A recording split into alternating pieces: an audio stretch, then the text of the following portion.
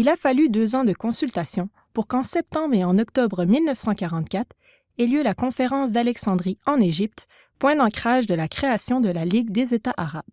Cette conférence, présidée par le premier ministre d'Égypte, regroupe des délégués provenant de la Jordanie, du Liban, de l'Arabie saoudite, de l'Irak, de la Syrie et du Yémen. Ensemble, ils signeront la version finale de la Constitution le 22 mars 1945, jetant les bases de cette organisation régionale. En 2015, la Ligue arabe compte 22 États souverains et son siège permanent se trouve au Caire, en Égypte. Comme le souligne sa charte, la Ligue arabe est un regroupement de pays qui vise principalement le renforcement des relations entre ses membres, la coordination de leur politique ainsi que la sauvegarde de leur indépendance et souveraineté. Tel que mentionné au chapitre 2, cette organisation travaille dans le but d'assurer la meilleure coopération possible entre ses pays membres dans des domaines comme l'économie, la finance, les communications, les affaires culturelles, etc. La structure de la Ligue arabe est relativement simple. En premier lieu, on y retrouve un conseil. Celui-ci est chargé de veiller à la réalisation des objectifs de l'organisation et à la supervision des accords pris entre les États. Cette instance regroupe des représentants de chaque État membre. Chacune de ces délégations détient une voix lors des votes.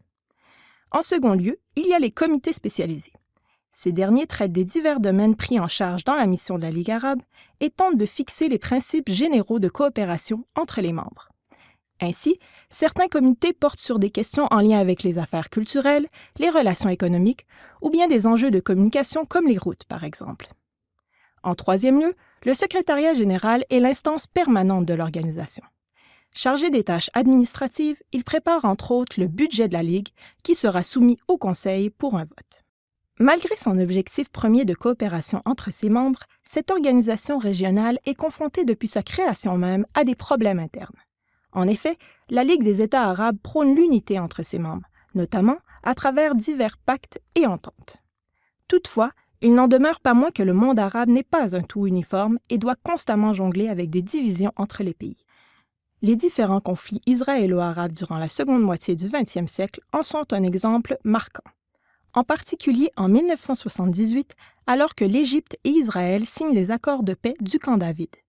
La réponse de la Ligue fut directe. L'Égypte est exclue de l'organisation. En dépit du retour des Égyptiens au sein du Conseil en 1990, cet enjeu reste néanmoins pour plusieurs le principal frein au développement de l'institution.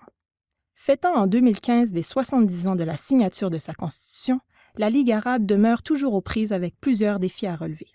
Le conflit syrien ou la montée du groupe armé fréquemment appelé État islamique dans le Moyen-Orient en sont de bons exemples.